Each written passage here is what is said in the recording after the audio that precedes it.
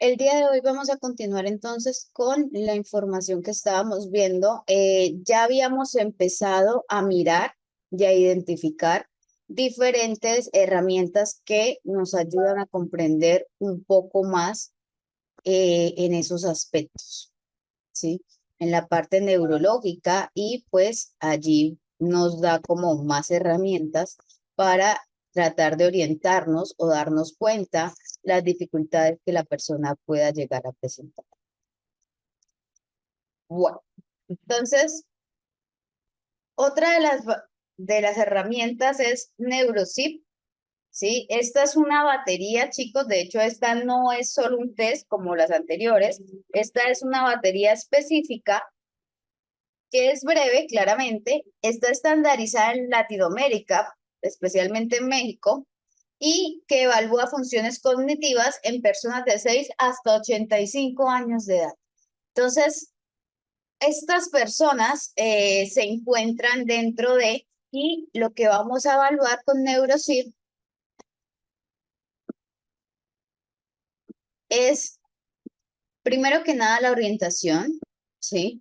Cómo está orientada la persona en tiempo, espacio, lugar, la atención y la concentración, la memoria a corto, largo y mediano plazo, así como la memoria de trabajo, inmediata, deferida y de reconocimiento. De reconocimiento también porque la persona necesita conocer pues toda esta memoria autobiográfica para identificar si la persona presenta o no presenta dificultades relacionadas. En la parte del lenguaje vamos a trabajar comprensión, repetición, denominación y fluidez verbal. Son los aspectos que se trabaja dentro del lenguaje en NeuroSIT. Funciones ejecutivas como planeación, categorización, abstracción y flexibilidad mental.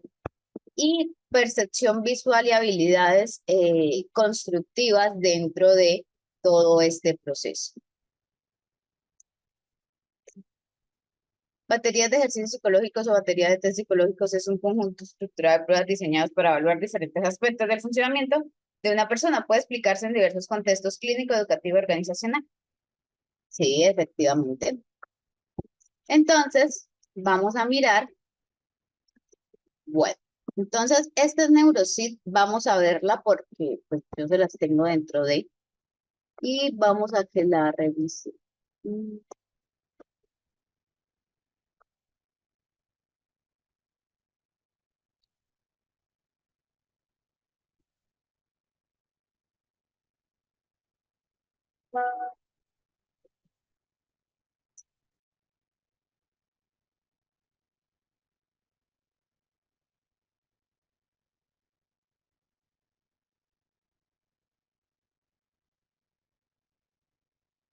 Bueno, se los voy a compartir, chicos. Este es el protocolo de NeuroSIT.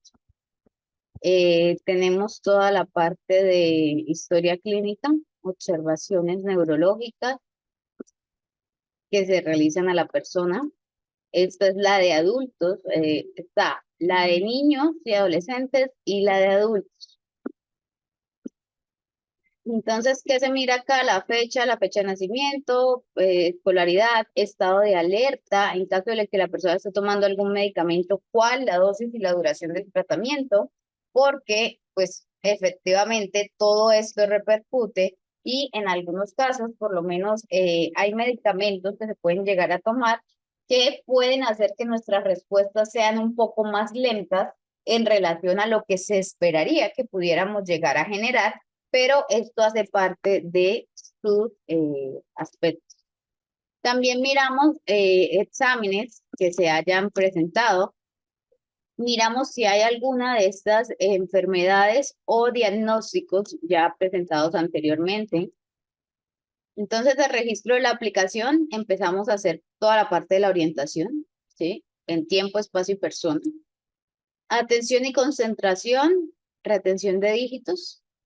Memoria de trabajo, dígitos en regresión. Decodificación curva de memoria espontánea. Entonces ahí está la referencia y con base a eso usted identifica. Proceso visoespacial, copia de figura mini, semicompleja o la figura de Rey. Entonces, podemos usar esta o podríamos usar la figura de rey. Ahí sí ya cada quien escoge. Esta semicompleja generalmente es para niños de 6 o 7 años y adultos con baja escolaridad, personas que de pronto pues pueden tener mayores dificultades. Y la figura de rey es a partir de 8 años con escolaridad alta media. ¿Por qué creen que hay estas dos características?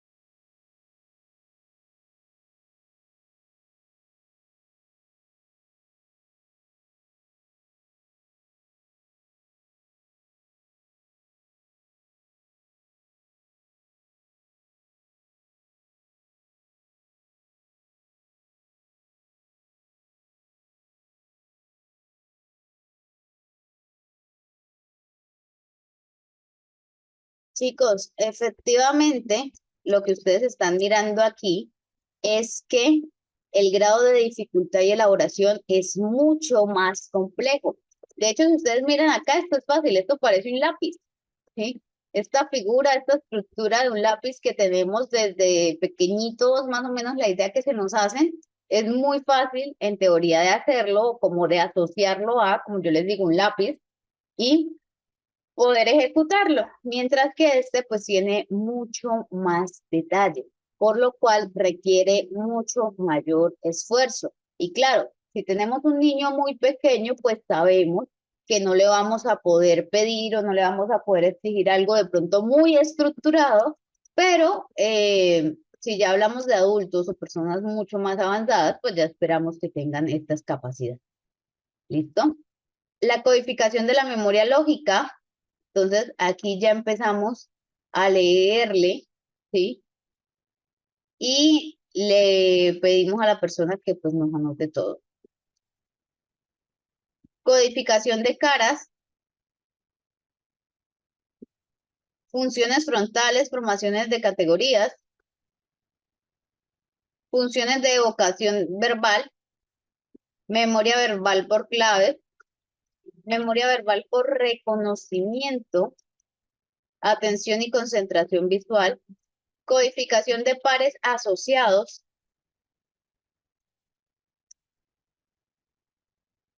Entonces aquí vamos mirando, vamos identificando cómo está la persona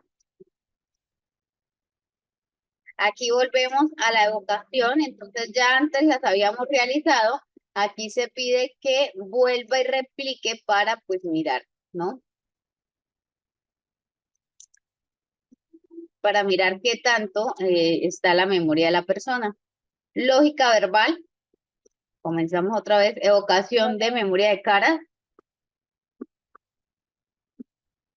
atención y concentración, cubos en regresión, dígitos, detención de dígitos, atención y concentración serie consecutivas, fluidez no verbal, funciones de evocación, pares asociados, funciones motoras según el objeto, funciones motoras reacción a opuesta, funciones motoras reacción a elección, funciones motoras cambio de posición de la mano, dibujo, ¿sí? El stroke también hace parte de lo que le vamos a ir mostrando a la persona. Entonces, bueno, y estos son cuestionarios diagnósticos para trastorno con déficit de hiperactividad, cuestionario para padres, ¿sí? Y cuestionarios para maestros. En la hoja de resumen, entonces aquí ya colocamos todas las puntuaciones, la decodificación que la persona generó, y pues aquí están las imágenes guía, ¿vale?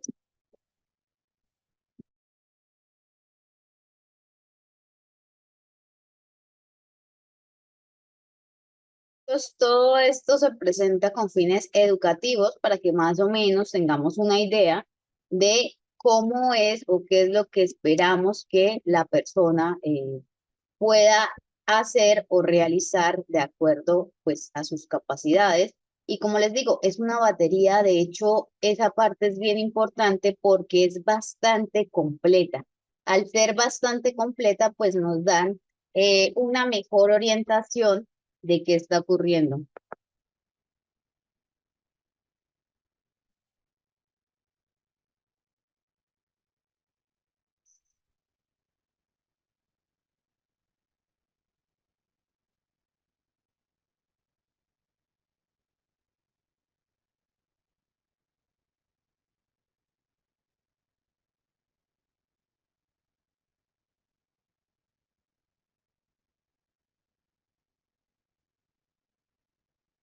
Entonces, la torre de Londres, ¿sí? Es una prueba neuropsicológica que se usa para medir funciones ejecutivas desde los 7 años hasta adultos mayores. Chicos, esta es especialmente para trabajar estas funciones. ¿Qué miden? Por una parte, nos mide toda la parte de la planificación. Entonces, cómo la persona tiene la capacidad de estructurar los pasos que va a realizar antes de realizarlos. Adicionalmente a eso, también vemos el control inhibitorio. Entonces, hacer pasos impulsivos que puedan llegar pues a generar error. En esta parte, digamos que es importante considerar o tener en cuenta de que estos pasos impulsivos también nos podría decir si una persona de pronto tiene mucha presencia de estos, de que efectivamente pues esa persona tiene un problema para controlarse, y como cuando nosotros decimos, intentamos hacer algo y no nos sale y decimos como, ay, ¿sabe qué? Déjelo así, ¿sí? Lo hacemos todo a la loca. Entonces, tal cual, eso es lo que hace parte acá de cómo ese control inhibitorio, pues se puede observar por medio de esta actividad. La flexibilidad cognitiva, la capacidad para cambiar de estrategia si se comete un error. Entonces, si yo me doy cuenta que la forma en la que lo estoy haciendo no me está sirviendo, no es la que me va a llevar al resultado esperado, pues, ¿qué voy a hacer, no? La memoria de trabajo, la parte de recordar las reglas y las secuencias intermedias. Son pues algunas de las características que se pueden ver dentro de. Entonces, esa es la torre de Londres. Vamos, ya les muestro, chicos, ya se los tengo acá para que la vean. Esta es la versión de niños.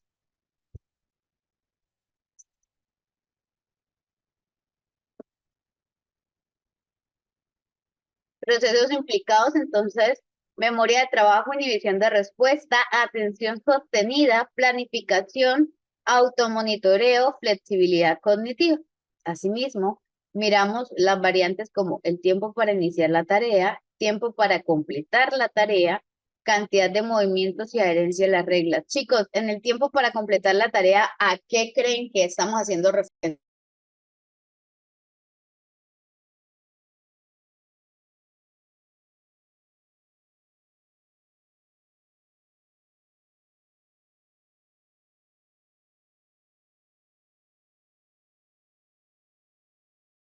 ¿A qué haríamos referencia en el tiempo para completar la tarea?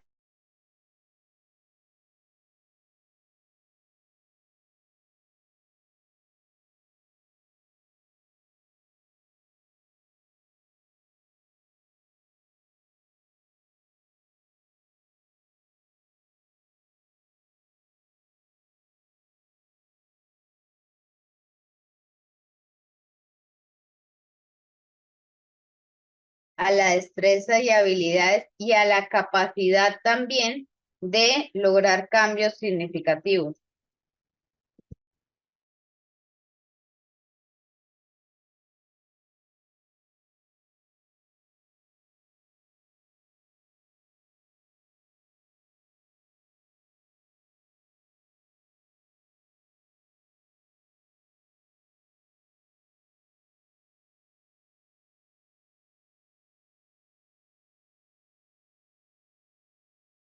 Entonces, chicos, aquí también es la velocidad para yo ser capaz de. ¿Por qué? Imagínense ustedes que se lo ponemos a una persona que tiene tendencia a la perseveración y por más que se dé cuenta que está cometiendo errores y errores y la persona continúa, pues ya nos está diciendo que esta persona tiene dificultad para pues cambiar esto.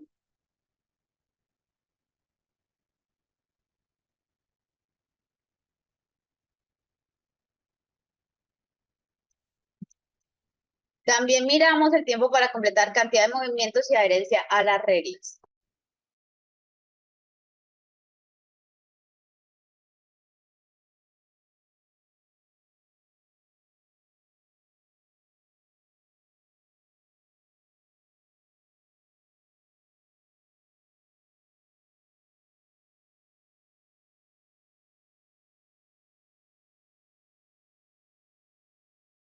Entonces, chicos, esta es los valores normativos, ¿sí? La cantidad total de movidas, la desviación estándar, esto es lo que se espera, ¿sí? Si la persona de pronto no está o genera mayores de la media, pues decimos de que algo está pasando. Entonces, acá están los tiempos.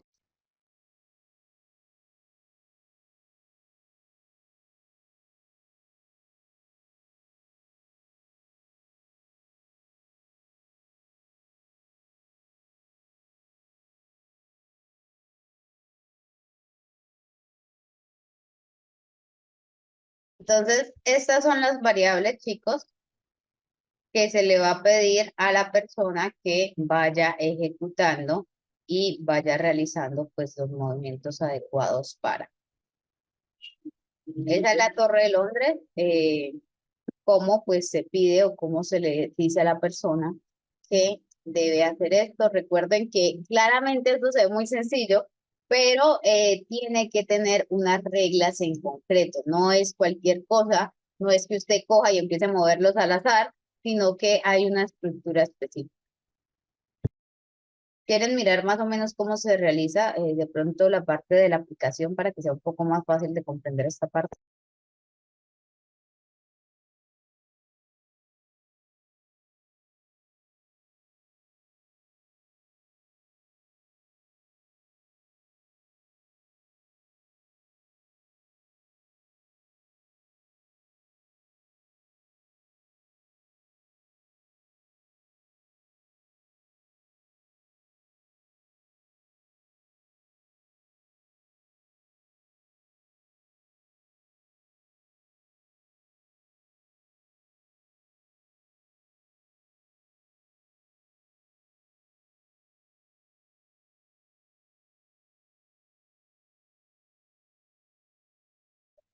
Espérenme, chicos.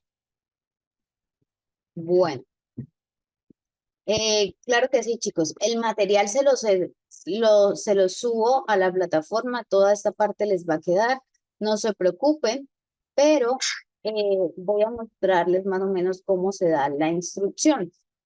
Claramente, digamos que para esto pues tendrían que conseguir esos aspectos para que sea mucho más sencillo.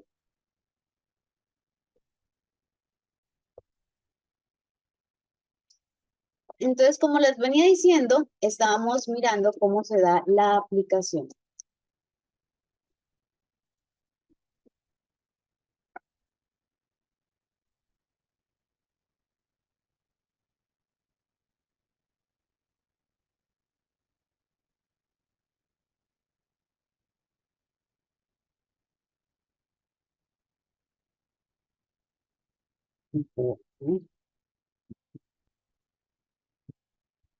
Imágenes y se le pide claramente si tuviéramos una persona o un niño con dificultades para controlar todo esto, pues iríamos a ver demasiados errores, una presencia bastante fuerte de errores que se repiten y se repiten y se repiten. Si bien es muy importante la atención y diagnóstico temprano de cualquier trastorno para su intervención pertinente, ¿por qué están limitados los instrumentos de evaluación para menores de 6 años? Y si nos ¿Por qué es tan limitado, chicos? Porque es que cuando estamos hablando de estos niños de estas edades, normalmente encontramos muchas, ellos están en proceso de adquirir estas habilidades. Entonces, si nosotros nos ponemos a hacer la valoración antes de, pues fácilmente vamos a cometer errores. Entonces, digamos que no es recomendable o no es como tan aconsejable realizar una valoración antes de esta edad, considerando pues esos aspectos. Eh, en la parte del autismo principalmente, de hecho, si ustedes saben, el TDAH no se da el diagnóstico sino hasta los 7 años. Podemos ver características, sí, pero no se da el diagnóstico hasta los 7 años porque la persona o el niño tenemos que no patologizarlo antes de tiempo. Darnos cuenta si esto es acorde a lo que se esperaría para un niño de la edad de él o si por el contrario, pues sus características no son tan apropiadas para lo que esperaríamos de un niño de la edad de él. Entonces, esto es como otro aspecto que tenemos que tener en cuenta, no patologizar la infancia porque a veces nosotros decimos, no, es que el niño es hiperactivo, es que el niño se la pasa cambiando de actividad, es que el niño, ok, ¿cuántos años tiene el niño? No, es que el niño tiene 6 años o 5 años, o el niño tiene 3, está en su fase de exploración. Es más que normal y entendible que el niño esté realizando pues todas estas actividades. Si nos empezamos a dar cuenta que ya está un poco desproporcionado o fuera de, ahí sí ya tendríamos que eh, empezar pues a hacer observaciones, no necesariamente a dar o a comentar un diagnóstico, sino a hacer observaciones para ir delimitando y estableciendo este aspecto. Entonces, mucha precaución, chicos, con esto.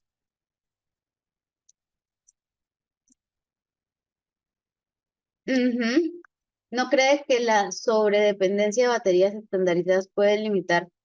Sí, sí, de hecho sí, por lo menos a veces la parte que yo les digo a ustedes de que empezamos a ver la diferencia entre, ¿sí?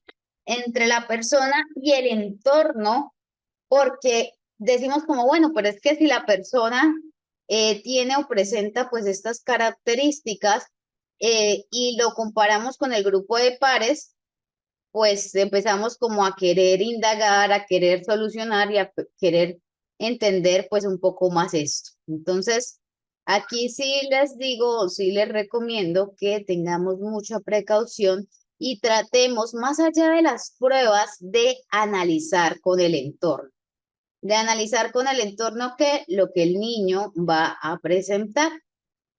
de acuerdo pues a sus propias características. Entonces no nos quedemos solo con que no, es que el niño tiene esta o cual dificultad, sino que podamos ver y establecer de que el niño pues efectivamente está empezando a generar eh, información con base a.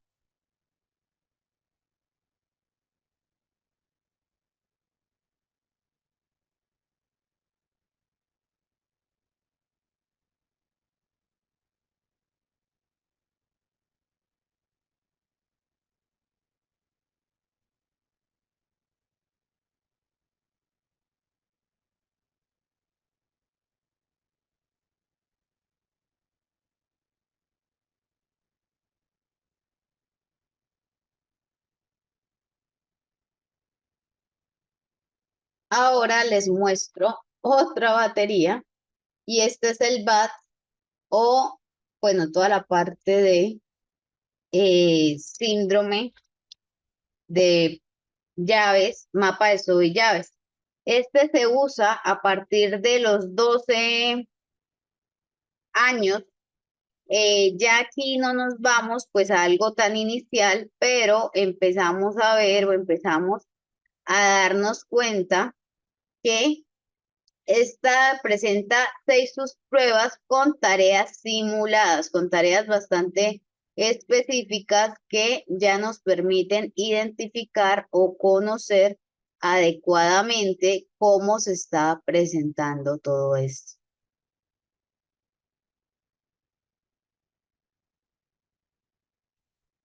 Entonces, en cuanto a este BATS, tendríamos que empezar a revisar cómo se dio las demencias frontotemporales, trastornos de la comunicación y también cuando hay ACV, ¿sí? Cuando se diagnostica o cuando se identifica el ACV en la persona, pues necesitamos ver o conocer todo esto.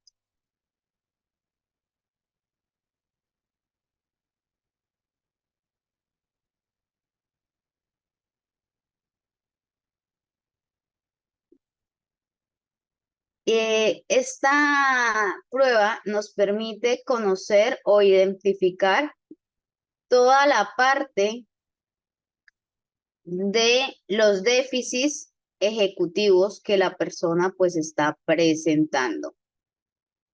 Cómo pues se observan todos esos déficits y la detección de esos déficits eh, ejecutivos sutiles tras un traumatismo cráneoencefálico y la valoración de las capacidades funcionales, toma de decisiones, orientación y juicios. Entonces, primero, chicos, miramos la parte mapa de SOD, que es planificación anticipatoria, inhibición de respuestas impulsivas, cumplimiento de normas y toma de decisiones bajo restricciones, o sea, con normas. Este nos ayuda a mirar toda la parte de planificación, organización y flexibilidad cognitiva, resolución de problemas, control inhibitorio y toma de decisiones realistas, mientras que la prueba de llave nos habla de la organización visoespacial, pensamiento lógico, capacidad de planificación, creatividad versus rigidez. Entonces ya les muestro, este también está acá dentro de, para que la veamos. Este sí es un poco más corto, pero igual lo que revisamos o lo que identificamos tiene sus características. Estas son las reglas, ¿sí? ¿Qué es lo que debe hacer? Este es el mapa de SOP. Aquí es el mapa y usted pues tiene que cumplir con esta parte. El test de mapa de SOP, este es el segundo. Como se dan cuenta, las diferencias o las instrucciones pues pueden llegar a ser diferentes. Y en la búsqueda de llaves ya empezamos a identificar cuál es la dificultad específica. Entonces, todo eso, chicos, es como empezamos a ver, ay, perdón, cerré esto. Denme un segundo. Mm, listo. ¿cómo empezamos a ver o a buscar mejores estrategias para? No, tengo que salirme. No, chicos, es que me salí de la presentación, por eso es que ustedes no están viendo nada. No es por etiquetar en una patología, sino que hay casos que sí, claro que sí. De hecho, lo importante es darnos cuenta a tiempo o ir identificando. Chicos, miren, lo que ustedes dicen no es patologizar, ¿sí? Pero ir identificando a tiempo, y esto lo podemos hacer en muchas ocasiones sin necesidad de una batería, pero pues es importante cuando ya vamos a dar un diagnóstico o cuando de pronto tenemos dudas, porque esto también puede pasar, que alguien diga, no, profe, pero es que yo necesito la prueba porque a mí me da miedo pues hacer una mala valoración y pues sí, entonces listo, se puede llegar, que se pueden emplear pues todas estas pruebas dentro de la forma para conseguir o para lograr identificar todo esto.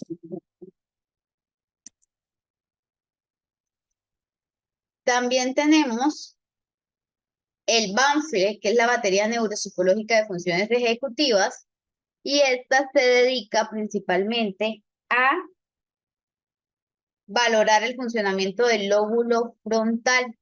Chicos, el Banfre tiene características muy específicas y al ser especialmente para esto, normalmente miramos todas las partes de las funciones ejecutivas, ¿sí? Y cómo esas funciones ejecutivas pues están viendo afectadas, de pronto algún tipo de traumatismo o alguna dificultad que la persona esté presentando. Pero es importante identificar o ver el Banfle con tiempo. Tenemos tres grandes circuitos frontales que son los que va a evaluar este Banfle. Entonces, el primero es el orbitofrontal, que es el que regula toda la parte emocional y conductual social. Entonces, cómo yo me comporto socialmente, cómo yo sé que debo de pronto, a por más de que en este momento yo quiera gritar, insultar y sí, mantener la compostura porque socialmente hay ciertas reglas que se esperan de mí considerando en la parte medio frontal hablamos de toda la motivación, la atención sostenida y el control de impulsos. Y en la parte dorsolateral, o dorsolateral, vemos razonamiento, planificación, memoria de trabajo y flexibilidad cognitiva. Entonces, aquí usted con esa información ya se da un poquito más de idea si se muestra o se presenta una dificultad en esta área en específico, cuál sería ese resultado a partir de. Ya les muestro el Banfle para que puedan mirar. Bueno, este también pues es un poquito largo, pero pues miren chicos. Entonces, este es el Banfle, datos generales, observaciones, ¿sí? Si ustedes se dan cuenta, siempre preguntamos o hacemos esta como historia clínica para pues tener más información. Laberinto, ¿cuánto se espera que se gaste la persona? Señalamiento autodirigido, esperamos que demore 5 minutos. Ordenamiento alfabético de palabras. Resta consecutiva, esperamos que sean 5 minuticos. Suma consecutiva, clasificación de cartas de acuerdo a clasificaciones semánticas, son 5 minuticos.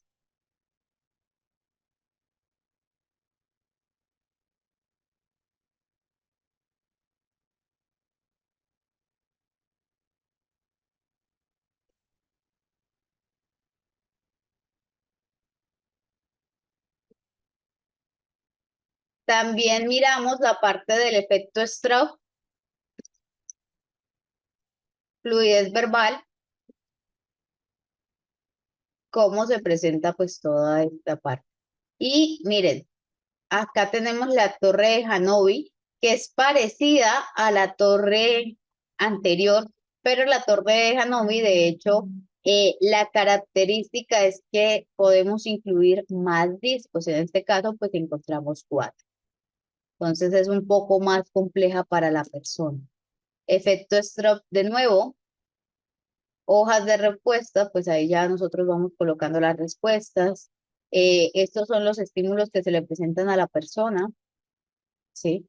Como se dan cuenta, acá las observaciones que nosotros podemos encontrar. El daño, funcionamiento ejecutivo, el estado de ánimo, resultados de los cuestionarios, observaciones otra vez, y aquí está los baremos para ir clasificando o ir catalogando de acuerdo a.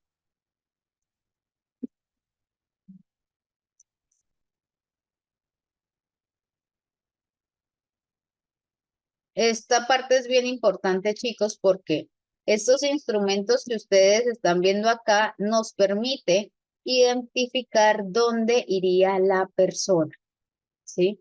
¿Dónde estaría con respecto a la media si está teniendo algún tipo de dificultad o si por el contrario no la está presentando?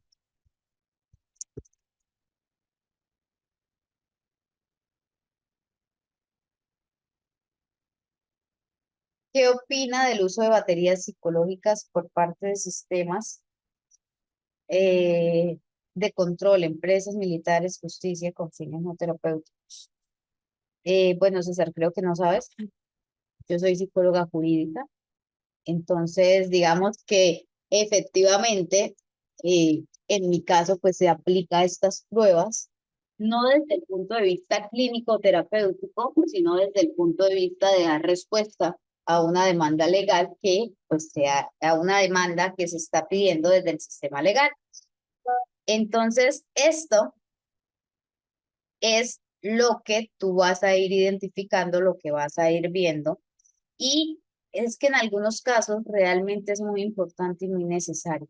¿Por qué? Porque sabemos que hay muchas denuncias, a veces que no necesariamente son reales, o a veces puede llegar una persona a querer decirnos a nosotros, hey, es que yo estoy mal psicológicamente, yo tengo problemas mentales y como tengo problemas mentales, pues estoy realizando tal o cual acción, ¿sí? Pero también es importante darnos cuenta y entender de que no todas las personas que están en las cárceles pues tienen algún tipo de dificultades. Algunas simplemente son personas que han decidido tomar malas decisiones y pues llevar a esto, ¿sí? Y algunas pues sabemos que también hay personas inocentes que resultan en la cárcel debido a, y por eso se hace necesario emplear esto. Desde parte de la justicia, eso te puedo decir.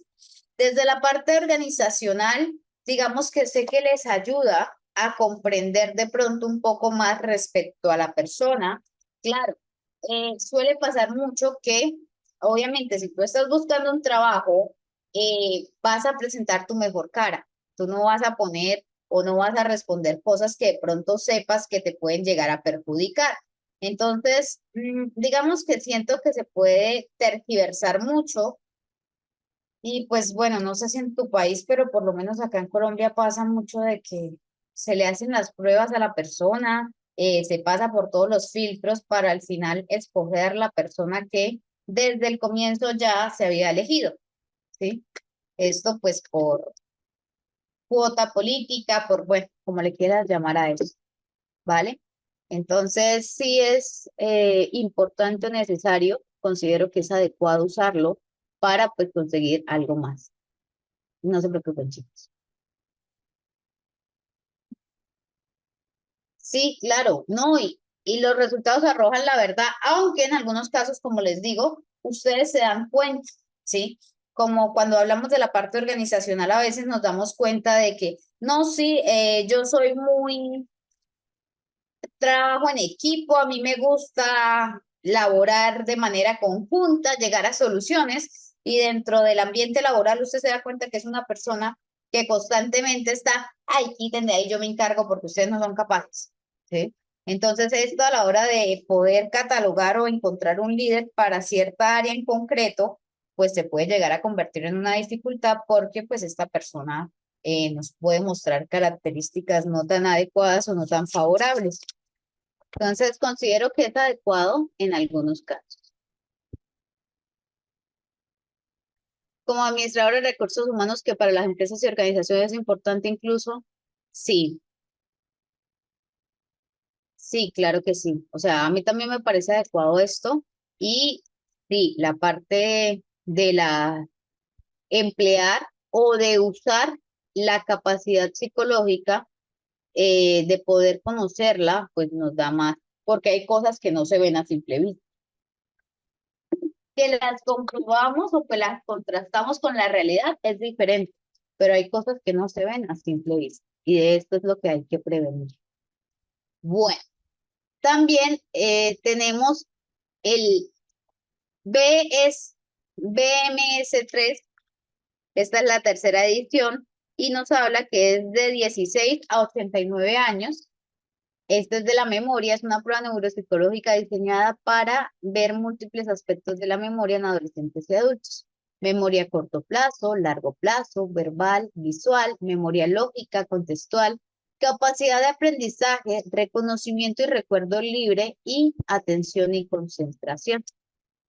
Entonces miramos las subpruebas, la memoria lógica que va a evaluar toda la parte, recuerdo de historias, memoria verbal, lista de palabras y reconocimientos, figuras familiares, reproducción visual inmediata, copia de diseños, reproducción visual diferida, recuerdo de diseños sin modelo, asociación de pares, nombres, detención de números y control mental.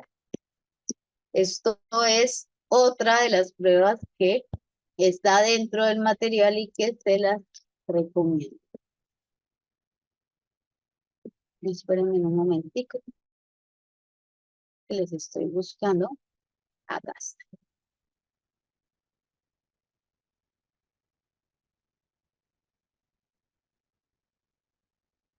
Listo. Entonces, información y orientación, ¿sí? Como nos damos cuenta, los anotaciones, las respuestas literales, todo esto es lo que tenemos que ir colocando. La continuación, acá se nos da la instrucción. Volvemos otra vez.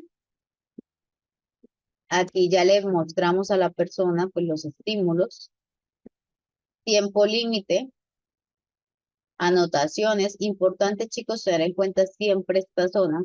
Cuando dentro de las pruebas ustedes vean esto, préstenle mucha atención porque eso es lo que les va a ayudar a identificar adecuadamente los resultados. Acá incluso se muestra cómo se dan las puntuaciones, ¿sí? Cómo se realizan, sin necesidad necesariamente de que la persona, pues,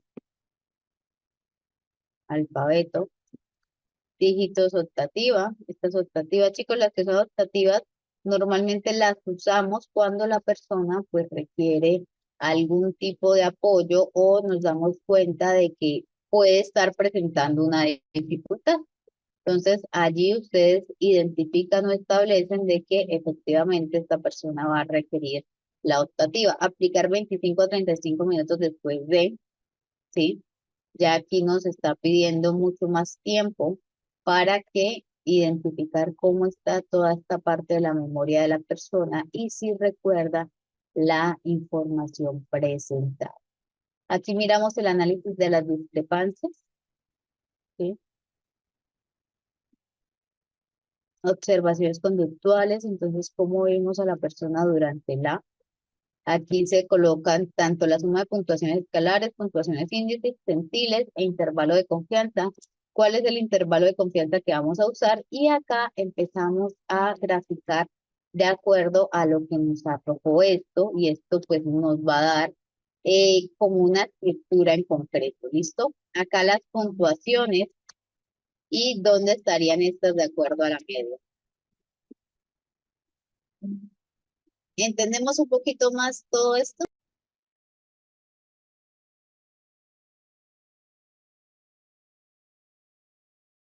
Eso es para identificar principalmente toda la parte de la memoria.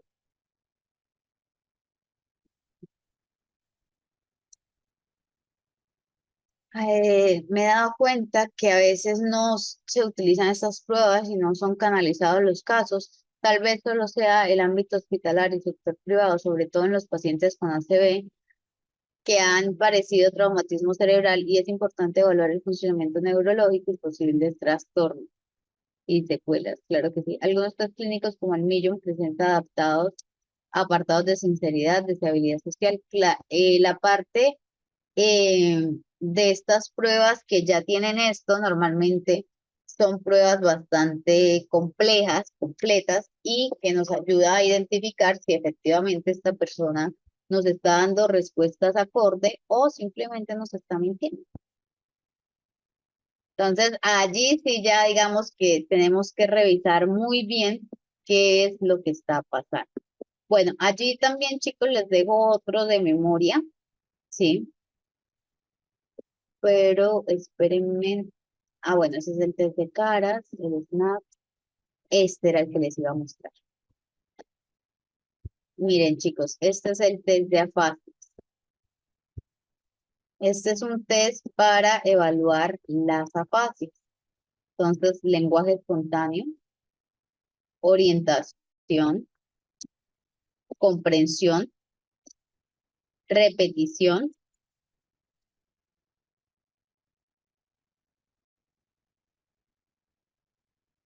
nominación, lectura, escritura y puntaje total. Aquí ya nosotros sabemos pues el tipo de afasia. Aquí tenemos que mirar o identificar de acuerdo a las puntuaciones que hemos identificado dónde podría situarse la persona en ese momento específico, dónde podría catalogarse que se podría llegar a considerar que es el lugar donde se encuentra dicha fase. Entonces, esto es como lo relevante de este test de afasias. Es mucho más mm, cognitivo, pero pues es bastante adecuado porque nos da una idea más general. Chicos, ¿alguna pregunta de pronto de alguno que ustedes deseen conocer?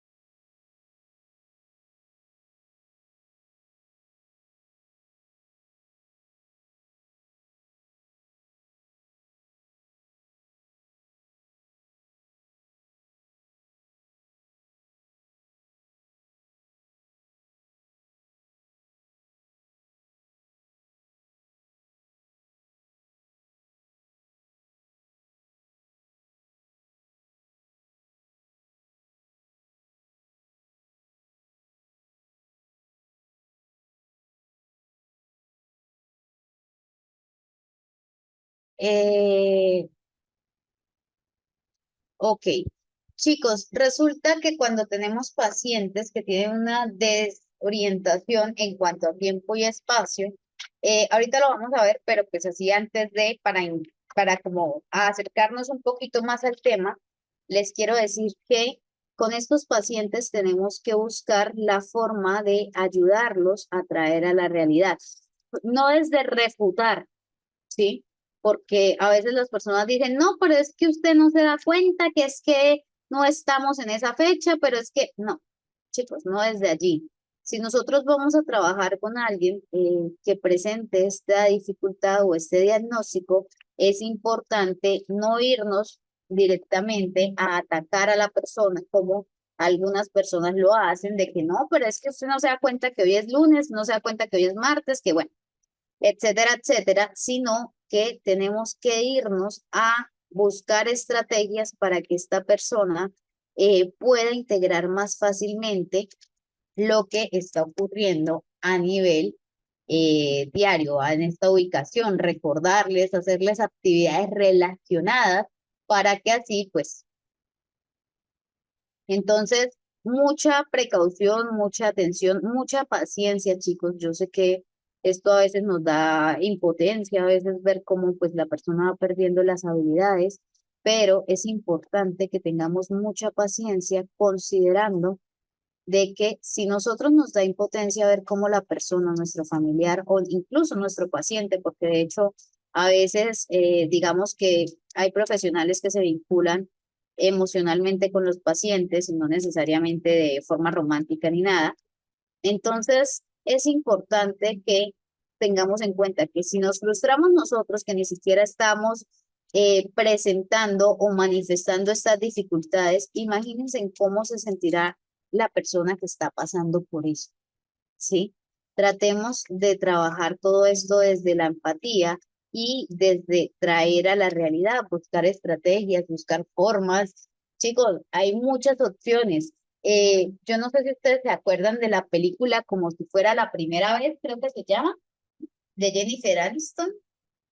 No, esa no es Jennifer Aniston, esa es otra. Bueno, esta película, de hecho, pues trata de una muchacha que después de un traumatismo, de un accidente, eh, pierde la memoria, ¿sí? Pero no la memoria retrógrada, sino todo lo que pasa después del accidente.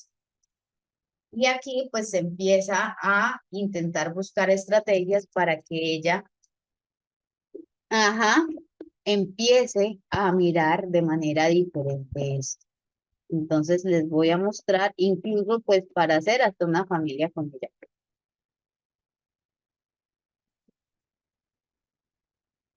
Espérenme un momento.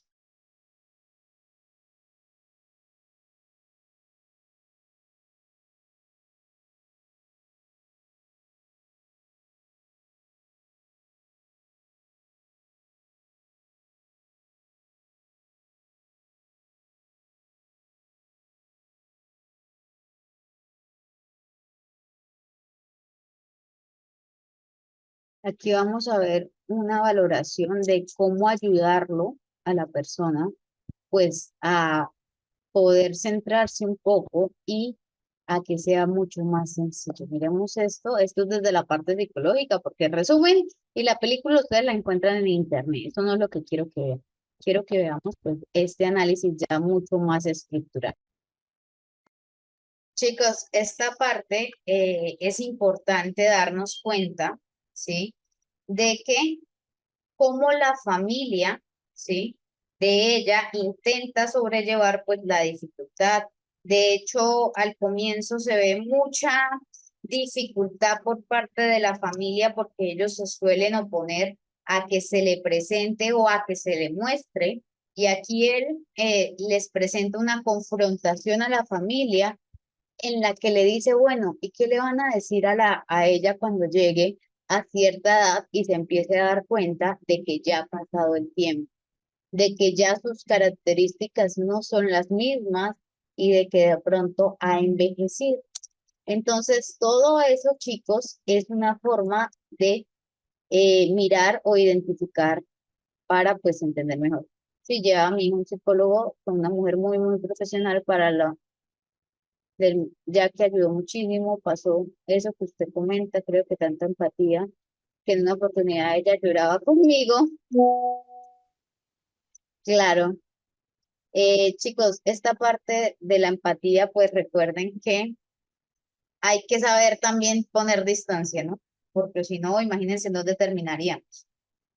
Porque, pues, digamos que yo inicialmente cuando estaba en la parte clínica, pues tenía esta dificultad. Actualmente sigo presentando esta dificultad, por eso pues escogí el ámbito jurídico, pero trabajo con ciertos pacientes desde el área clínica porque sé que a algunos esta parte de la empatía les puede llegar a servir y les puede llegar a ayudar dentro de sus dificultades. Siempre se trata de mantener pues este rol, esta distancia, chicos, eso no es malo, pero tengan en cuenta de que en algunos casos también nuestros pacientes requieren esa empatía. para poder de pronto soltarse y poder llegar pues a mejores avances. ¿Listo? Entonces, mucha atención allí. Entre comillas, normal, ¿no? Chicos, acá hay algo importante también y es que imagínense también cómo sería el choque de esta persona diariamente levantarse y pues al ser una mujer, al estar gestando a su hija, cómo sería todos los días verse, levantarse y no tener recuerdos de que ha estado embarazada, de que lleva X cantidad de días, ¿sí? Y de que pues tiene una familia. Entonces, por esta parte, yo quiero que analicemos un poquito más allá y íbamos en el barco, ya va él con su esposa y con su hija, pero también llevan al papá. ¿Por qué está el papá allí? ¿O por qué creen ustedes que el papá se encuentra dentro de esta aventura, podríamos decirlo? ¿Por qué creen que, o cuál creen que es la función del papá?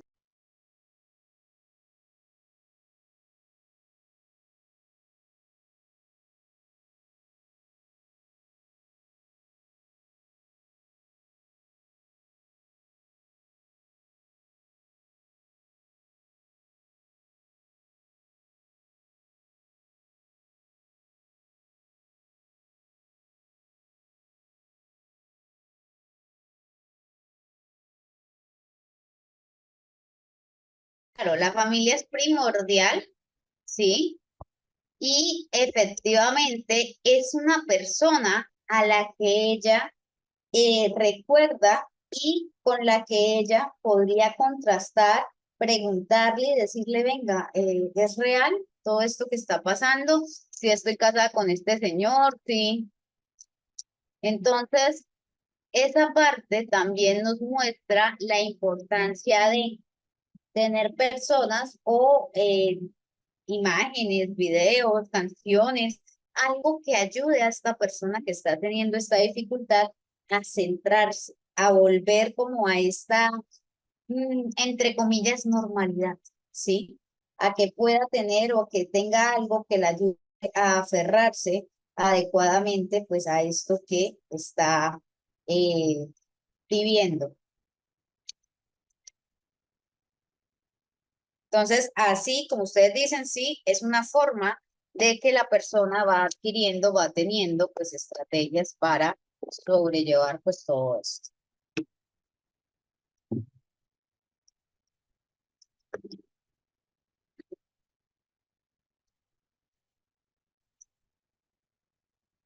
Bueno, ahora vamos a mirar, chicos, qué pasa ahora en cuanto al diagnóstico diferencial, ¿sí? Porque pues sabemos que hay múltiples comorbilidades y diagnóstico diferencial. El diagnóstico diferencial es un proceso de la medicina que consiste en que evaluemos y comparar las diferentes hipótesis diagnósticas. Entonces, esa es la parte importante que podemos llegar a encontrar. Claro, si estamos viendo características relacionadas o asociadas a una amnesia, pues tendríamos que contrastarla con los diferentes tipos de amnesia que se podrían llegar a presentar y a partir de esto podríamos identificar más claramente cuál es el tipo de amnesia que estamos presentando o que estamos mostrando. También cuando tenemos trastornos del neurodesarrollo, ¿cuáles son los que me parecen a mí que podrían llegar a ser posibles? Y al contrastarlos o a identificar adecuadamente, pues ya tenemos una mayor idea de qué es lo que está pasando con esta persona.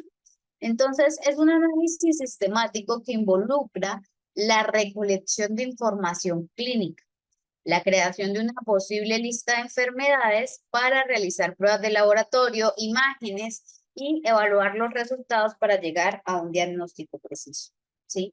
Desde la parte médica, esto es lo que se hace. Desde la parte psicológica, si hacemos algo similar, ¿sí?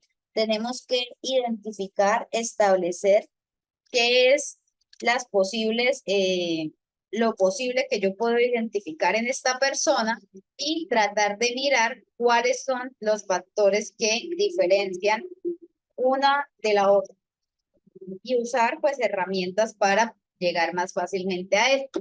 ¿Por qué? Porque a pesar de que a mucha gente le gusta trabajar a ojo, necesitamos no basarnos solo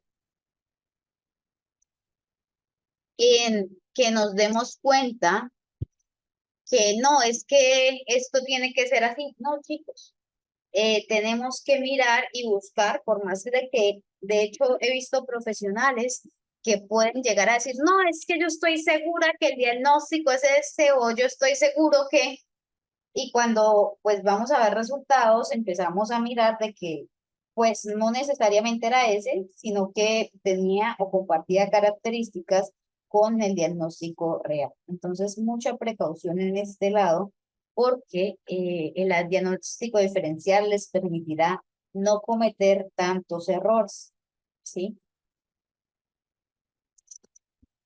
Vamos a mirar acá. Entonces, este es el proceso que se tiene que realizar para poder llegar a esto. Primero, recolección de la información. ¿Cuáles son los síntomas? ¿Cuál es la historia clínica, antecedentes, medicamentos y estilo de vida? Todo esto a nosotros nos sirve para pues poder comprender y entender. Imagínense ustedes que están diciendo que una persona o que piensan que la persona presenta algún tipo de letargo porque pues se demora un poco para hablar, para estructurar las ideas, para encaminarlas adecuadamente. Y usted dice, no, es que la persona pues tiene una deficiencia en la parte cognitiva para recordar la información que ha sido almacenada previamente. Bueno, y usted se da cuenta que es que esta persona está siendo medicada, entonces ya ahí usted, este letargo ya no se le podía incluir o encontrar dentro de los síntomas porque haría parte de lo que esperaríamos o de las consecuencias probables de de esta medicación que la persona está recibiendo. Entonces, muy importante también conocer esto, ¿sí? Conocer los efectos adversos. No siempre todo es tan claro como nosotros creemos y si profundizamos en los efectos adversos, podríamos llegar a darnos cuenta que cosas que consideramos síntomas no necesariamente son síntomas.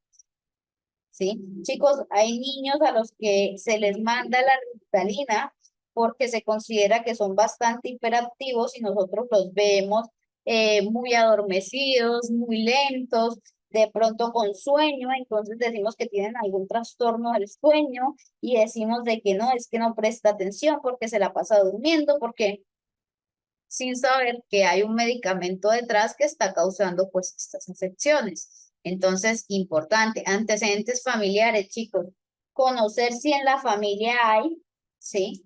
Algún tipo de diagnóstico de este, porque como veíamos en los trastornos del aprendizaje, normalmente se suele ver una reincidencia en la parte genética y hereditaria. El hecho de que mamá o papá pueda llegar a presentarlo, pues me da, ¿sí? O en algunos casos me puede ayudar allí, porque si mamá, si papá es autista y yo estoy teniendo ciertas dificultades en la parte de la interacción social, pues ayudo a guiar al profesional y a decirle, hey, vámonos por este lado, ¿sí? Porque muy posiblemente este componente autista que esta persona adquirió por parte de su papá, pues le está, o de su mamá, le está afectando, le está causando las dificultades que está manifestando. También vemos el examen físico, la exploración para detectar signos y síntomas. Entonces, imagínense ustedes que ven a a una persona y encuentran una picadura. ¿Qué podrían llegar a pensar en ese examen físico? Una persona que está presentando demencia y encuentra una picadura. ¿Qué podrían pensar ustedes?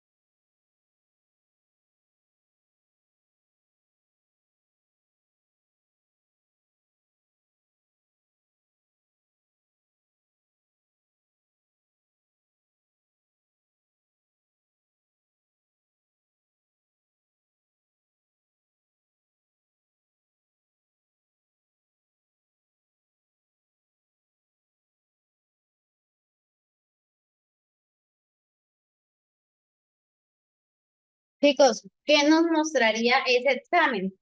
¿Se acuerdan ustedes de algo?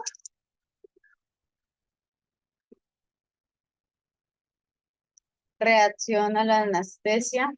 En algunos casos sí, hay personas que demoran cierto tiempo eliminando este letargo que les genera la anestesia. Entonces, pues podríamos identificar esto, ¿sí? ¿Qué tipo de picadura? Podríamos encontrar la picadura de una garrapata. Si encontramos la picadura de una garrapata, ¿qué podría ser? ¿Se acuerdan que lo vimos?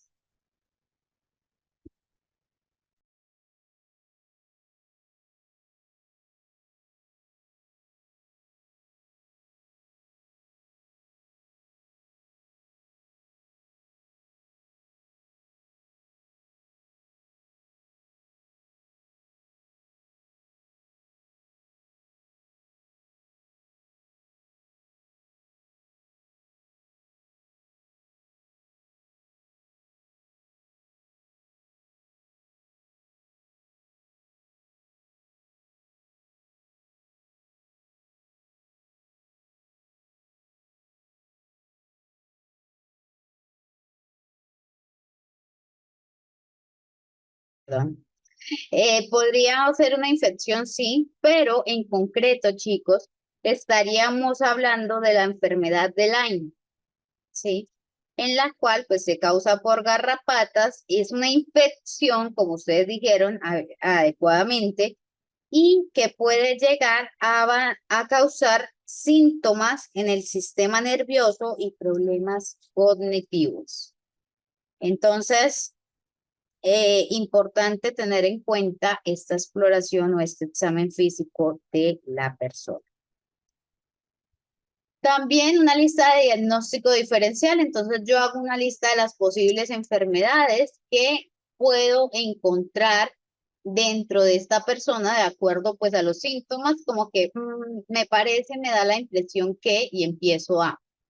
La prueba diagnóstica, entonces pruebas de laboratorio, imagenología, biopsias, pues obviamente esto no lo vamos a hacer nosotros, pero hablamos o trabajamos interdisciplinarmente para que desde el punto de vista médico, pues se haga todo esto para descartar posibles enfermedades médicas. Nosotros no somos médicos, no podemos decir, no, sí, la persona, pero podemos ayudarnos entre los diferentes profesionales para poder dar un diagnóstico mucho más adecuado. A partir de allí se hace la evaluación de resultados en los cuales se analiza las pruebas y se compara con la lista para llegar a la causa más probable de la dificultad. Entonces, esta realmente es la importancia de este diagnóstico. Vamos a mirar algunas características acá y cómo pues estos se pueden diferenciar entre sí los diferentes trastornos.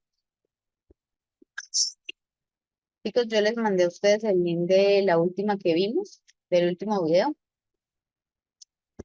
¿Me confirman, por favor?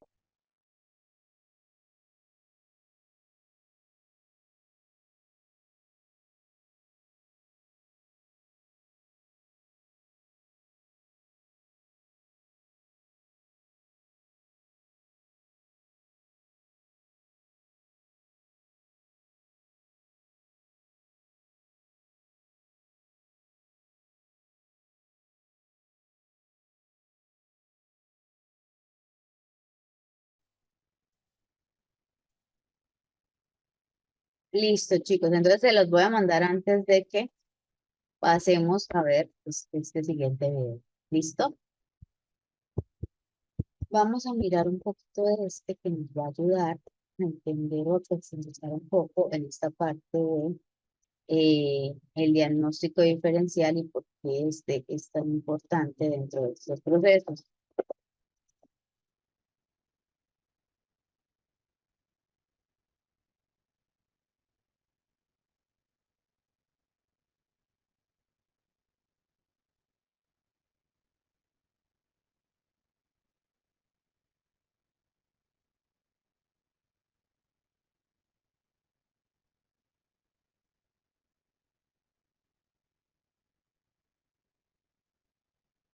Ya les voy a avanzar un poquito para que no veamos pues toda esta parte así como que no es tan relevante.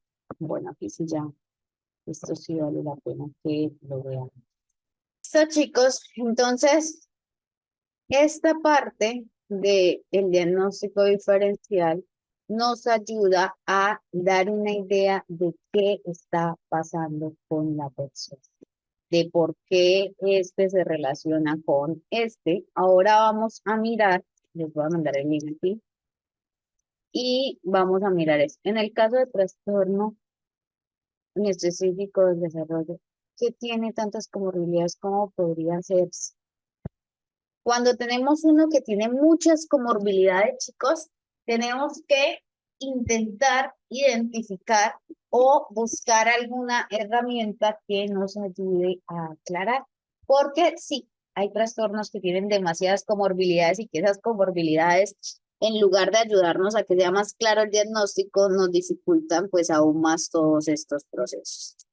Entonces, en esos casos, es necesario tener en cuenta pues esa parte. Otro punto acá significativo es siempre conocer o tratar de tener en cuenta las características. Chicos, yo les recomiendo acá que tengamos un listado en concreto de las características definitorias de cada uno de los posibles diagnósticos para que nos sea mucho más fácil identificar cuál sería o cuál es el que estamos viendo en tal o cual momento.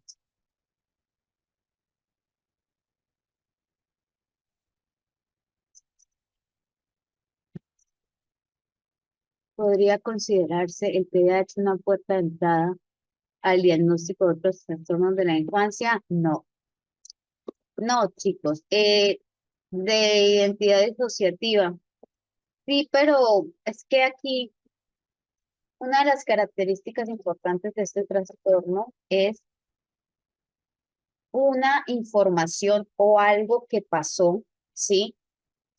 O que generó o que hizo que la persona pues desarrollara esto. Recuerda que la identidad disociativa generalmente se da, ¿sí? Como una estrategia de nuestro cerebro para resistir o sobrellevar ciertas situaciones. Entonces aquí tendríamos que saber o identificar cuáles son o qué situaciones pues pudo haber presentado la persona que hubieran podido llevar a esto. En lo que ustedes me dicen del TDAH, no es de que el TDAH sea como la puerta de entrada. Lo que pasa es que los trastornos del neurodesarrollo entre sí suelen presentar bastantes comorbilidades. Entonces, como suelen presentar bastantes comorbilidades, entre ellos, por eso es que pensamos o por eso es que llegamos a creer esto, pero es por las comorbilidades que pueden llegar a presentar, ¿sí? Resulta que cuando una persona tiene cierto trastorno mental o cierta dificultad, se suele también afectar pues otros factores. Imagínense ustedes que están pasando por una depresión en la cual pues se disminuye la parte de la dopamina y en ese momento empieza a presentar usted también problemas de memoria. Entonces estaríamos diciendo, bueno, ¿qué está pasando aquí? ¿Sí? Y tendríamos que mirar si no estaríamos viendo pues otra demencia relacionada o asociada a esa deficiencia de dopamina que estábamos viendo inicialmente como un problema o como un diagnóstico aparte. Entonces, acá todo toca mirarlo a manera global, no ver parte por parte a la persona, sino a manera global. Aquí miramos la discapacidad intelectual, entonces aquí como, ¿cómo comparar hacia grandes rasgos? Entonces, cuando hablamos de discapacidad intelectual, el TDAH no hay déficits intelectuales, pero puede haberlo por falta de atención. Como yo les decía a ustedes, efectivamente, en el TDAH a veces podemos llegar a pensar que la persona tiene alguna dificultad, pero es más dado o más presentado por esta falta de atención que se está dando. Y esto pues obviamente hace que no se dé adecuadamente el proceso de almacenamiento, dificultando recordar la información dada en un momento específico. Trastorno específico del aprendizaje. Recordemos que el trastorno específico del aprendizaje afecta áreas específicas. ¿Podemos llegar a tener varios? Sí, sí. Ejemplo, podemos tener una dispraxia y una discalculia o una dislexia y una discalculia. Sí, se puede, pero no es generalizado, no afecta en otros aspectos. Recordemos que cuando hablamos del trastorno intelectual, de la capacidad intelectual, tenemos una característica importante y es que afecta los dominios de la persona, incluso afectando hasta las capacidades básicas de la persona a vestirse, de poder realizar pues tal o cual actividad. También miramos que ambientes deprivados o de pobreza extrema. Porque un ambiente deprivado o de pobreza extrema ayudaría o generaría o sería un diagnóstico diferencial de una persona para poder establecer si tiene o no tiene trastorno de la capacidad intelectual. ¿Por qué creen ustedes que esa parte influiría dentro de?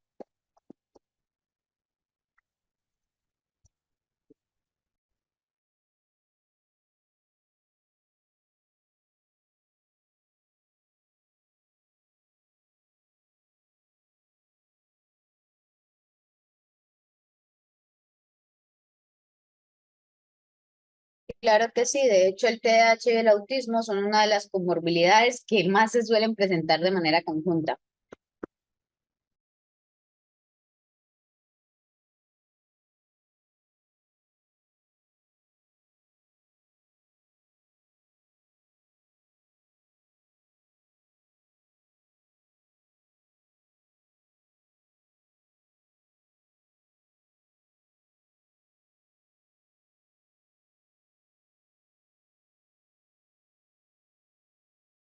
Hay varios factores que pueden causar el TDAH. Recuerda que hablamos de un componente genético, pero también podríamos decir que el TDAH podría ser adquirido.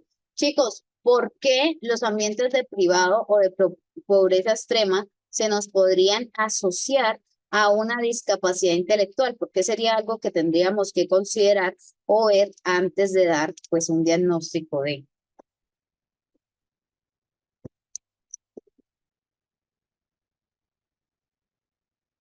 Bueno, sí, la parte de la anemia, las deficiencias nutricionales, sí. De pronto la falta de acceso también a la educación,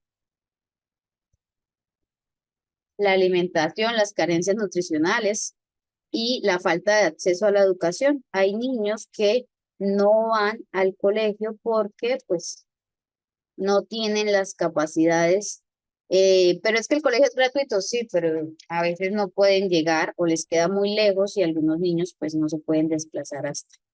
Entonces, por eso, pues digamos que tenemos que considerar esto antes de querer decir de que tiene un diagnóstico, cuando pues si nunca ha tenido una instrucción adecuada, si no ha habido una estimulación o incluso, les cuento, hay casos de niños que durante que se les quiere diagnosticar un trastorno en la parte motriz, pero conozco un caso específico de una niña que presentaba esquizofrenia y debido a esto, pues claramente su mamá no sabía cómo llevar este diagnóstico, la señora lo que hacía era amarrarla, ¿sí? Mantenerla amarrada con una cadena como si fuera un perrito. ¿Qué dificultad generó? Pues la niña no fue capaz de aprender a hacer sus necesidades, no fue capaz de desarrollarse de una manera adecuada y adicionalmente a esto también, otra de las problemáticas fuertes o significativas en ese caso que les comento, esta niña se notaba o se mostraba muy renuente al contacto físico debido pues a ese aspecto que tenía o que ocurrir. Entonces, y la parte motora pues estaba muy afectada La niña no podía casi caminar. ¿Por qué? Porque no tenía estimulación en esto. La niña pues era amarrada desde altas horas de la mañana hasta altas horas de la noche, haciendo o generando que su movimiento estuviera bastante limitado. Entonces, aquí es necesario identificar todo esto antes de, a eso me refiero con la deprivación. Los bebés mencionados, ¿qué trastorno neurológico pueden sufrir? Eh, Cuando hablamos de carencias de vitaminas, podemos encontrar dificultades en el aprendizaje, ¿sí? Podemos hablar también posiblemente de déficit atencional, pero pues tenemos que mirar. ¿El TDAH tiene cura? No, se aprende a vivir con él. Pero yo tengo estudiantes que son bien alimentados y padecen de TDAH, ¿sí? Hay estudiantes que tienen TDAH aún a pesar de esto. Recuerda que esto no tiene que ver con la parte ambiental, ¿sí? No tiene que ver solo con la parte alimenticia de las carencias. Estamos hablando de una discapacidad intelectual y este sería los diagnósticos diferenciales, ¿sí? No estamos hablando en concreto del TDAH, estamos hablando de la discapacidad intelectual y de como con los que se contrastaría para poder escoger adecuadamente. ¿Listo?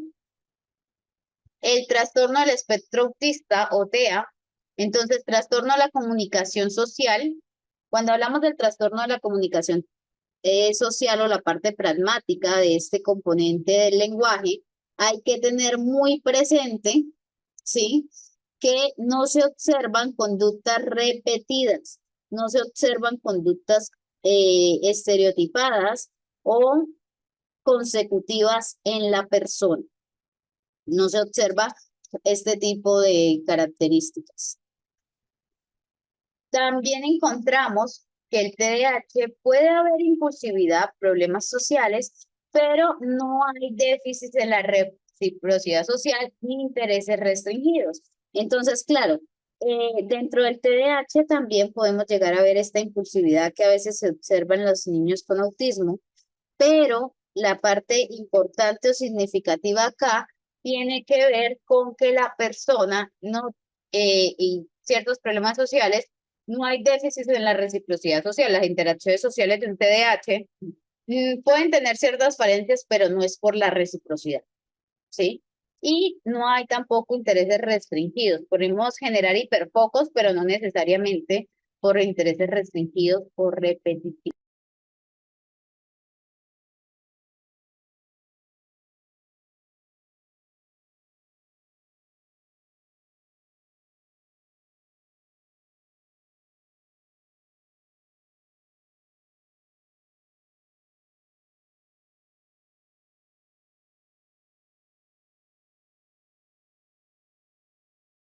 Entonces, sí, esa parte es la que ustedes tienen que ver para contrastar.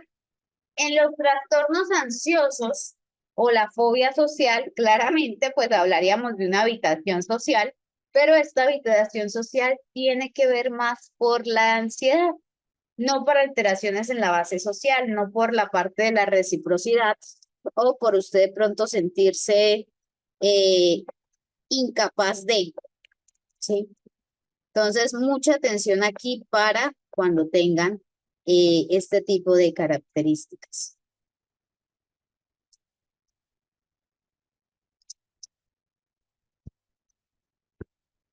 El TDAH podría presentar comorbilidad con los déficits de atención, impulsividad e hiperactividad, trastornos del estado del ánimo o ansiedad que pueden parecer inatentos, pero con distracción ansiosa.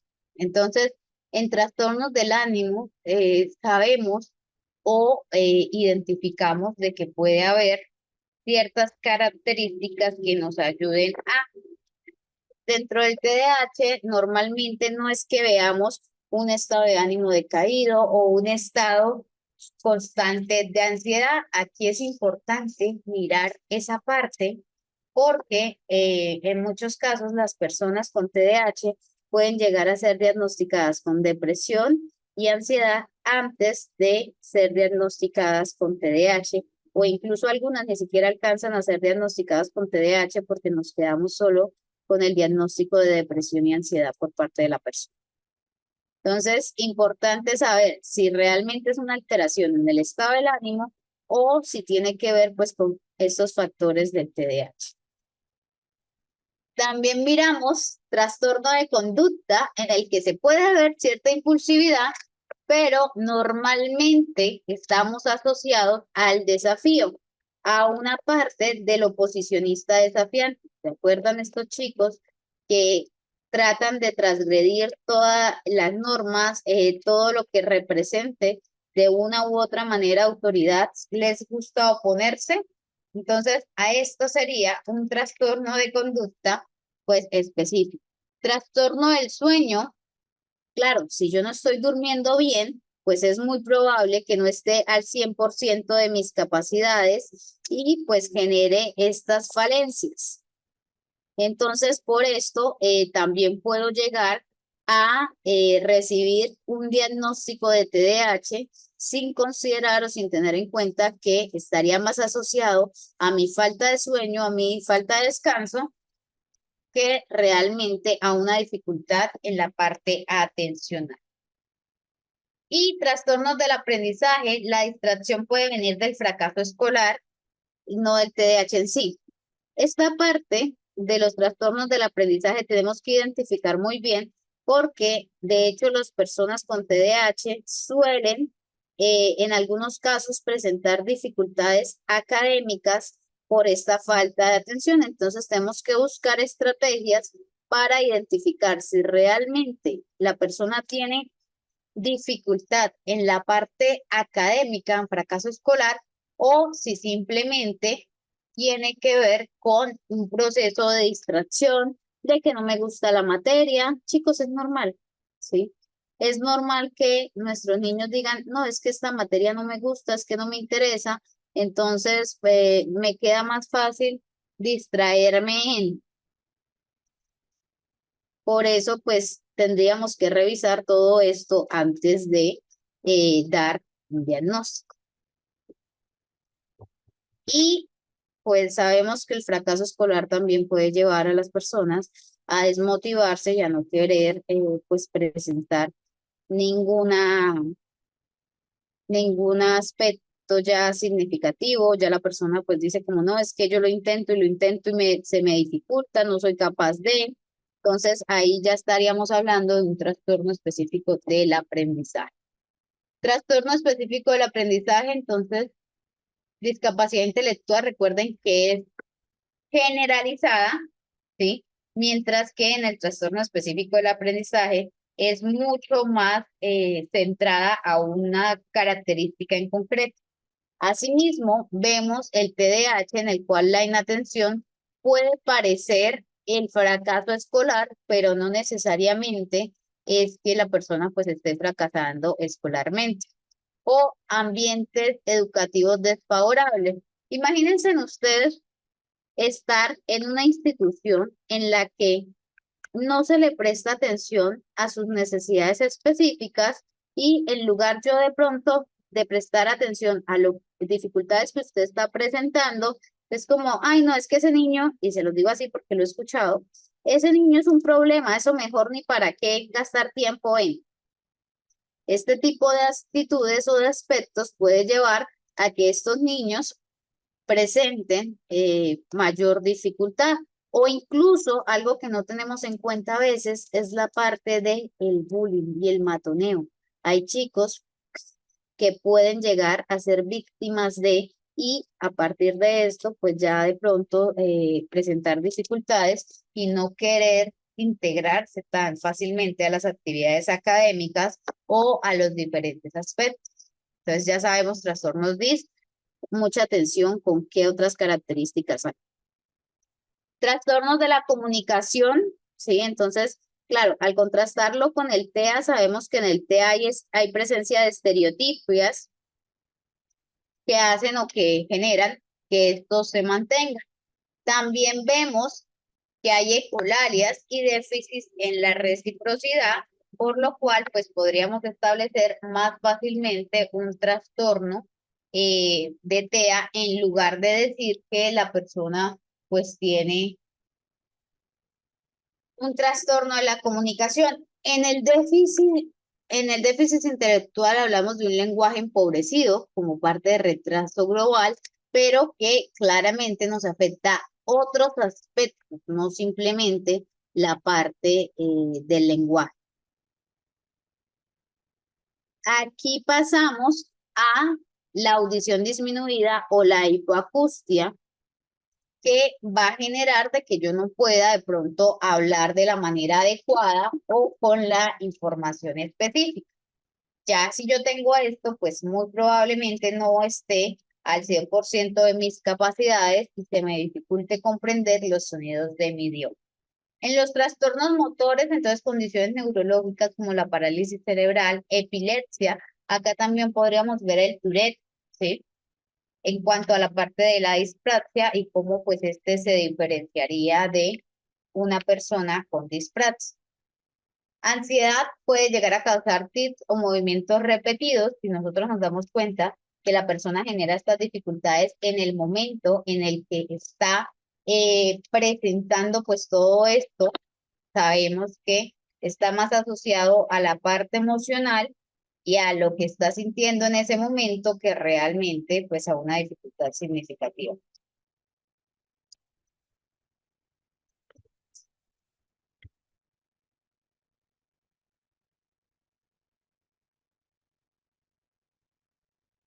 Entonces, chicos, importante conocer todos estos para poder hacer algo. ¿Alguna pregunta, duda relacionada con esto que vimos? De las diferencias entre los trastornos específicos del neurodesarrollo. ¿Qué exámenes detectan TDAH? Recuerda que estuvimos hablando que hay pruebas específicas y que también podríamos llegar a evaluar desde eh, un diagnóstico en el que nos demos cuenta, de acuerdo a los criterios, los contrastemos con lo que estamos viviendo, ¿vale? Y así podremos establecer. ¿Alguna pregunta de estos, de las comorbilidades? Recuerden que estos trastornos del desarrollo se pueden trabajar de manera conjunta, ¿listo? O sea, no es de que, no, es que el niño tiene un trastorno específico del aprendizaje y no puede llegar a tener un TDAH. Sí puede llegar a ocurrir, pero es importante de pronto no confundir o no generalizar.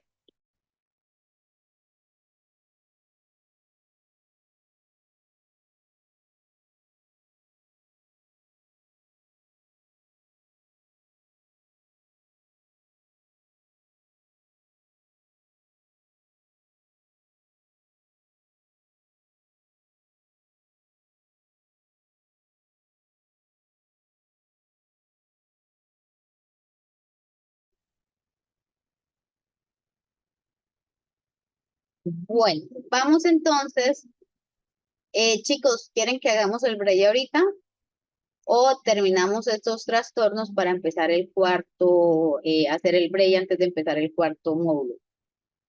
¿Qué desean? Pues como hoy la clase es un poco más extensa,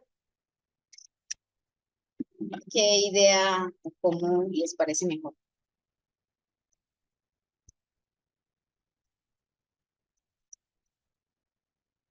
Listo, vamos entonces a mirar. Espérame. Listo, vamos a terminar entonces esta parte.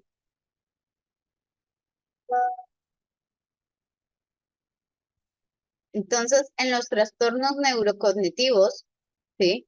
Encontramos el diagnóstico diferencial en el cual debemos tener en cuenta las siguientes características. Chicos, importantísimo, darnos cuenta de el inicio. Si el inicio es agudo, se da en un punto estable o si es progresivo.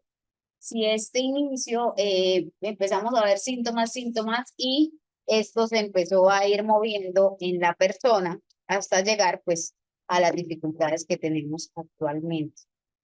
También si es estable, si estos síntomas se mantienen estables por X cantidad de tiempo o si por el contrario fluctúa o es progresivo.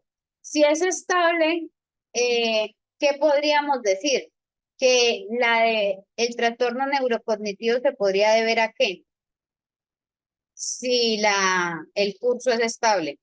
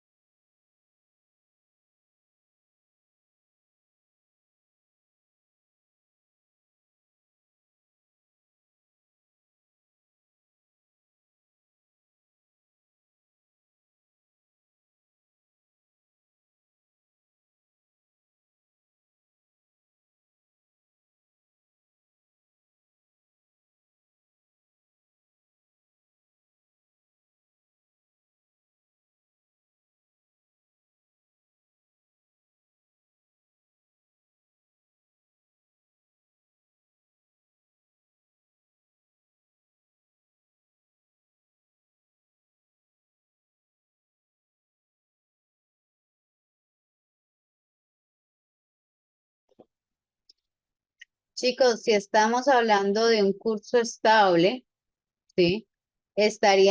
No, demencia no. Si estamos hablando de un curso estable, podríamos decir que la afectación neurológica pudo haber sido causada por un traumatismo, ¿sí? ¿Por qué? Porque ocurrió el traumatismo, después del traumatismo no ha vuelto a ocurrir ninguna otra dificultad. Si no ha vuelto a ocurrir ninguna otra dificultad, pues, ¿sí? Eh, porque se debe solo a esto que pasó, a este impacto que fue tan significativo y tan fuerte que generó en la persona pues mayores dificultades. Esto sí es estable. Si es fluctuante, tenemos que mirar que hablamos de una parte vascular en la cual se deba pues a algo relacionado con todos estos eventos cardiovasculares que la persona está teniendo. Sí, puede darse también por un ACV, pero que solo se haya presentado uno. Si ya empezamos a ver que es fluctuante, tendríamos que revisar si es que la persona pues está teniendo alguna dificultad en este aspecto. Y si es progresivo, pues ya hablaríamos, como ustedes dicen, de las demencias, ¿sí? Bueno, ya hablaríamos más realmente de la parte del Alzheimer, de la parte del Parkinson, de las demencias que son neurodegenerativas. Las otras también, pero el inicio nos hace identificar de pronto a cuál iría más asociada. La dominancia de los síntomas. ¿Qué síntomas son los que van a dominar en la atención, la memoria, la percepción, la conducta o cuál? Los factores médicos, psiquiátricos o neurológicos asociados. Si yo ya sé esto, pues me queda mucho más sencillo entender que hay enfermedades cardiovasculares, entonces posiblemente estaríamos hablando de una demencia vascular. Ay, profe, pero es que es la única opción. No, no es la única opción, pero nos da como un curso para guiar y para orientar nuestra investigación dependiendo de, claramente, si usted se da cuenta de que no, eh, a pesar de lo que se creía, de que posiblemente podía llegar a hacer esto, no encontramos, se hicieron las imágenes y no hay nada que se pueda asociar a que la demencia tenga un trasfondo en este aspecto, pues tenemos que buscar otros factores. En cuanto a la depresión, ustedes van a decir, ¿cómo así? Bueno. Primero hablamos del inicio entre un delirio y un trastorno neurocognitivo. En un delirio hablamos de que el inicio es súbito, que normalmente suele referirse a horas o días. También en trastorno neurocognitivo, este inicio suele ser insidioso de meses o años, que la persona empieza a ver o empieza a observar que hay alguna deficiencia. En el curso vemos que en el delirio suele ser fluctuante y reversible. ¿Por qué? Porque la persona pues simplemente está delirando. No es acá importante, no estoy hablando de una demencia en la cual la persona delire, simplemente estoy hablando de un delirio. En un trastorno neurocognitivo suele ser progresivo y generalmente es irreversible, ¿sí? Lo que perdimos, perdimos y no podemos volver atrás o tratar de buscar estrategias para recuperar esto. También encontramos que la parte de la atención, entonces en el delirio está muy afectada, significativamente afectada, debido pues a toda esta desconexión que yo estoy teniendo por este delirio en específico. Y en un trastorno neurocognitivo puede llegar a estar inicialmente conservada, inicialmente en los primeros estadios de este aspecto. También miramos la conciencia en el delirio suele estar afectada, alterada, y en el trastorno neurocognitivo suele verse de manera normal en las etapas iniciales, ¿sí? Entonces, en las etapas iniciales vemos que se puede llegar a ver normal y decimos como, bueno, pero, ¿sí? La causa, entonces en el delirio hablamos de una causa médica aguda como una infección e incluso fármacos pueden llevar a que se dé pues este delirio, mientras que en un trastorno cognitivo encontramos la parte neurodegenerativa y en otra crónica. Ustedes dicen, bueno, profe, pero ¿qué tendría que ver ahí la depresión? Resulta que la depresión normalmente el inicio suele ser rápido, ¿sí? Que la persona puede llegar a presentar dificultades en la memoria, puede generar quejas específicas de no recordar, pero que al ayudarle o al apoyarlo, la persona puede llegar a hacer el proceso de recordar, ¿sí? Para pues favorecer esa parte. ¿Vamos bien allí, chicos?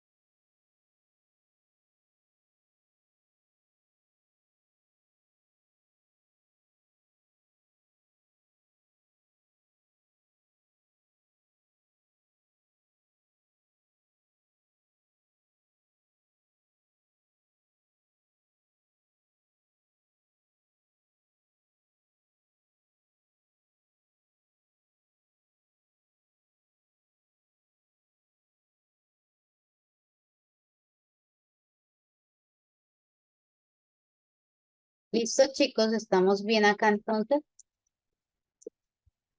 Las obstrucciones parciales de arterias carótidas del cuello también puede dar cambios neurológicos por disminución de riego en el cerebro. Sí, claro que sí, puede llegar a afectar. ¿Qué biomarcador del líquido, ajá, sí, líquido encefalorraquídeo son más confiables para el diagnóstico precoz? Bueno, en cuanto al marcador del líquido encefalorraquídeo,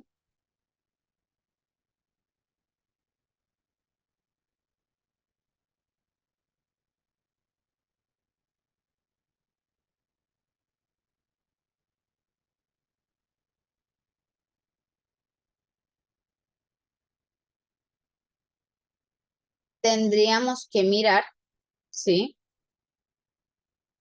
El amiloide 42, ¿sí? Que es el que refleja una reducción en los depósitos de esta placa en el cerebro y también el tau total, lo cual representaría un daño o una degeneración neuronal. Entonces, esos serían como los más específicos que se verían. Primero, por un lado, el B-amiloide 42 se va a ver disminuido mientras el tau se va a ver aumentado. Bueno, vamos a continuar. Entonces, les muestro entre un trastorno neurocognitivo y la demencia. Esto es a manera general. Entonces, el inicio normalmente, en general, no es de que tenga que ser a regla así, porque sabemos que hay personas que pueden llegar a presentarlo antes. Normalmente lo vemos en personas mayores de 65 años. En la esquizofrenia se suele ver en las últimas etapas de la adolescencia o la adultez.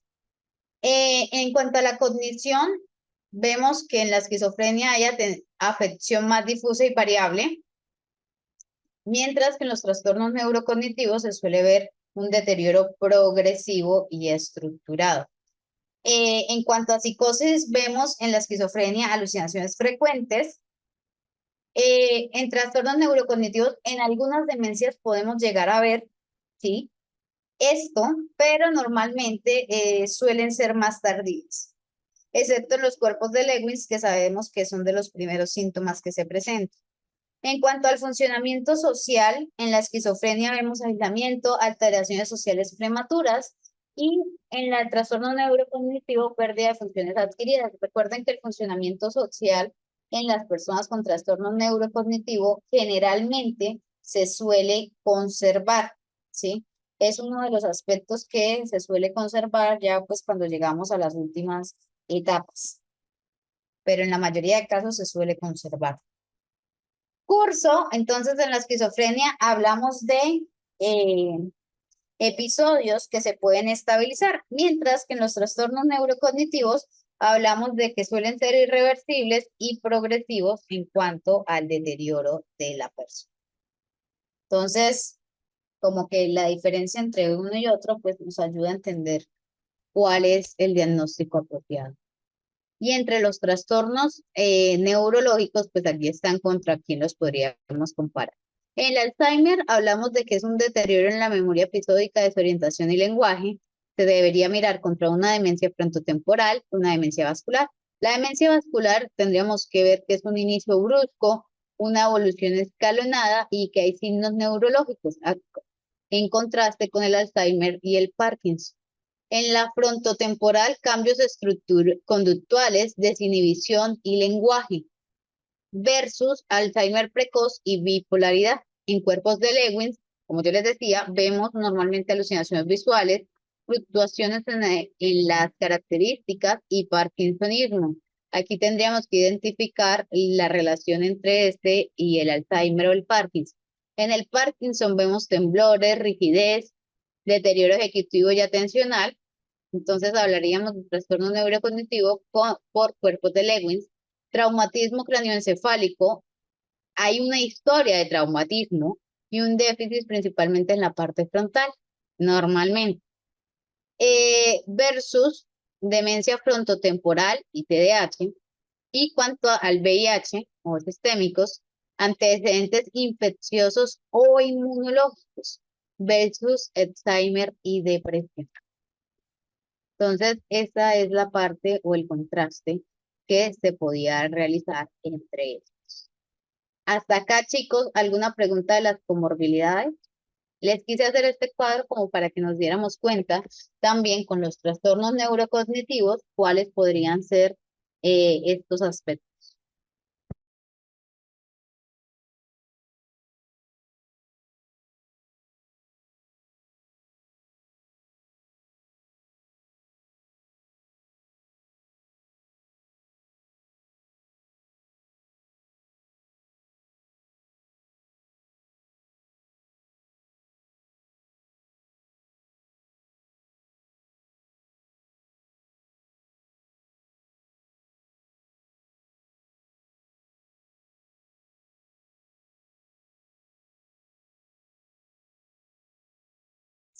¿Por qué hay infección en el cuerpo en los trastornos neurológicos? Recuerda que hay algunas infecciones que pueden llegar a ser causados, que pueden llegar a causar trastornos neurológicos, porque afectan, porque traspasan la membrana y perjudican. No es que todos tengan en la parte inmunológica. Si te das cuenta, estoy hablando de VIH. Sí, que efectivamente pues es una dificultad inmunológica, o cuando hablábamos de la parte de los que eran inducidos por infecciones que afectaban o que generaban daños en la parte pues ya a nivel neurológico, algún tipo de compromiso. ¿Listo, chicos? ¿Claro hasta aquí? Les recomiendo que tengan muy presente esto a la hora de hacer las comorbilidades. para pues que sea mucho más fácil de identificarlos.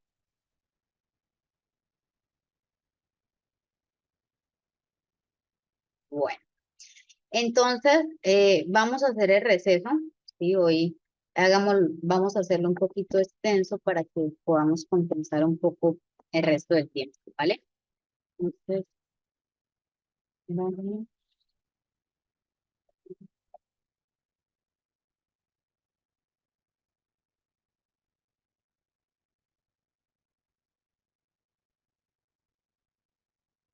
vamos a hacerlo un poquito extenso porque recuerden que hoy vamos hasta la 1, ¿listo?